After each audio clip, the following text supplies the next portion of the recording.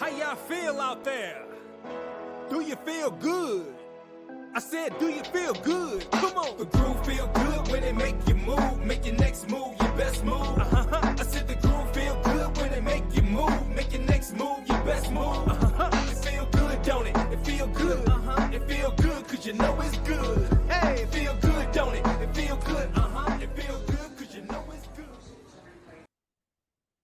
What's up, good people? Safari Tourist here again, bringing you the after-sold information absolutely free. Remember this disclaimer: our information are absolutely free and they are for your informational and entertainment purposes only. Whatever discretion you make on your immigration journey, it all belongs to you. You're not legally bound by it. So straight to the point, we're going to discuss about diversity visa lottery application. So we're going to do a tutorial and I'm going to take you through the process. So the diversity visa lottery takes place every year, and it gives a chance to those countries with little or low numbers in terms of representation in the United States.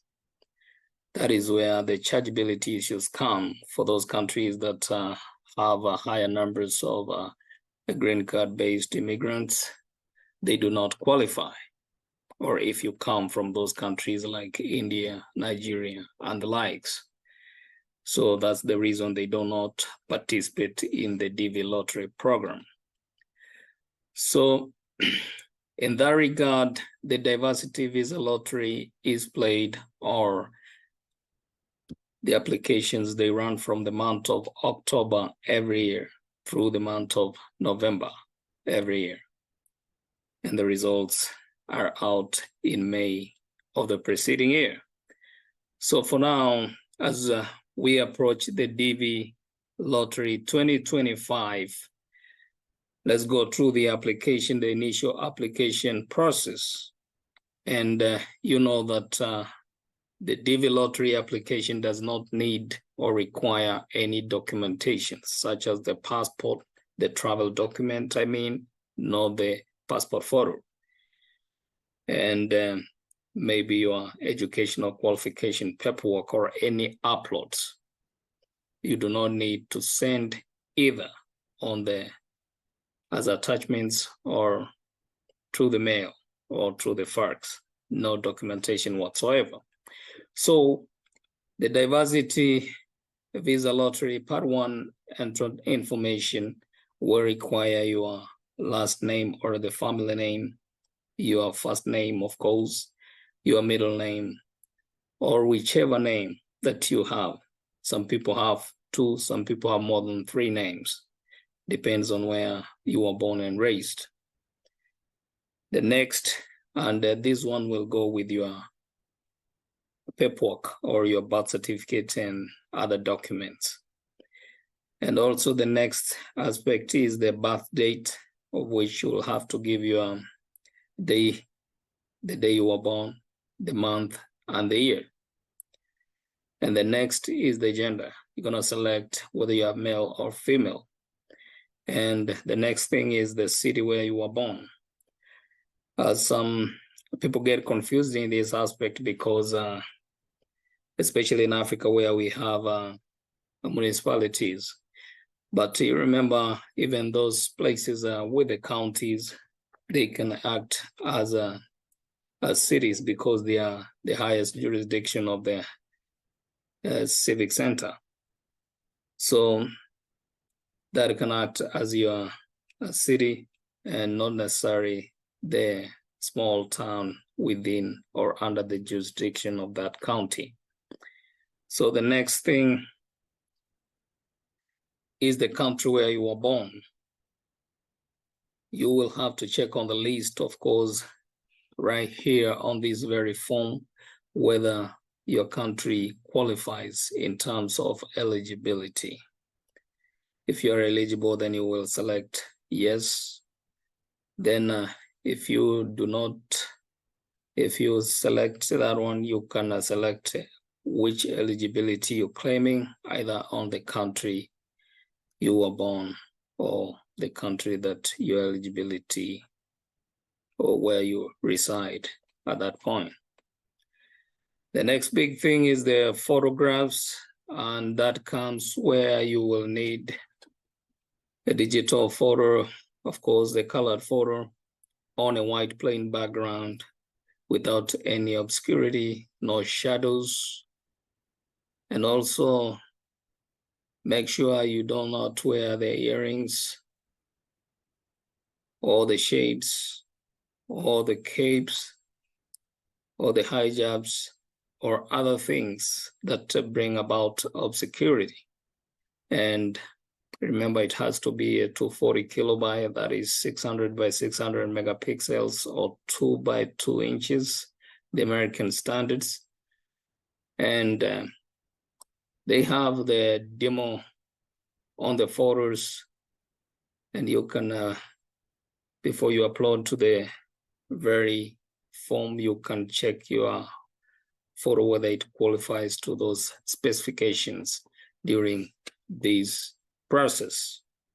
So the next aspect, you will have to do your mailing address, even if it's not so important, because nowadays people use emails, but it is still there because when this thing started, we used to get the mails in the postal office. So for those people who come from countries where they do not use the house numbers. The next thing, the country where you live. If you live in South Africa and you are from Kenya, still you qualify, you can put where you are from. Then your phone number, and of course your email address. Email address is key in this aspect, because if you lose your email, then you'll have to do a retrieval for your confirmation. I've explained that on other videos. So in the initial stage, you'll have to use your email because that is how you'll get your confirmation number. And in every other stage that will proceed, if you become a successful entrant, you'll still need your email on most processes. So have a valid email with a password that is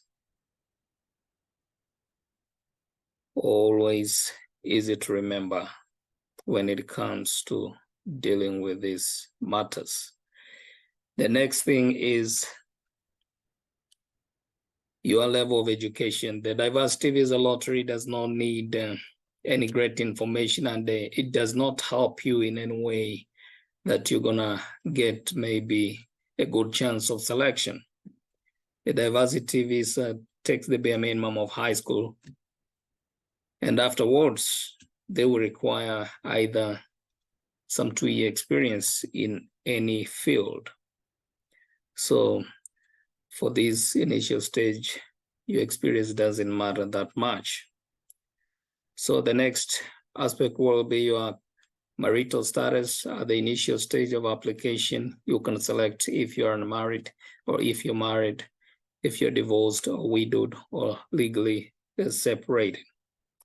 So that is the stand of things. And if you are legally separated, that means your wife will not be eligible as your derivative, because by the time, if you become a successful entrant, by that time, maybe your divorce will be finalized and you'll have your divorce certificates. So in these aspects, as you fill them, remember, if you're a successful entrant, at the end, you will have to prove. There is a burden of proof. You have to give the documentation for all these details. And the next aspect is the number of children you have. If you have a children, you can give the number. If you don't have, you can leave it open. Then once you're done, the next, you will confirm and verify your details as you fill them. You have that chance, then you can edit if you don't, they do not match, or you made an error, a typo, of course, which is very visible. Afterwards, you will submit And once you submit, you will have your 16-digit confirmation number, which comes like this. And beginning, of course, with the year and your names as well. So you'll print this page and keep it for reference. After a few months, that is during the month of May, you will go to the same site and make sure you enter that confirmation number, check your eligibility, whether you became successful or you were not successful. If you were successful, then you will proceed to the next stage where you will fill the DS-260 or where you file your returns depending on your case number. Thank you, good people. Keep subscribing and keep sharing and commenting on Safari Tourist. Thank you so much. Stay blessed. Bye.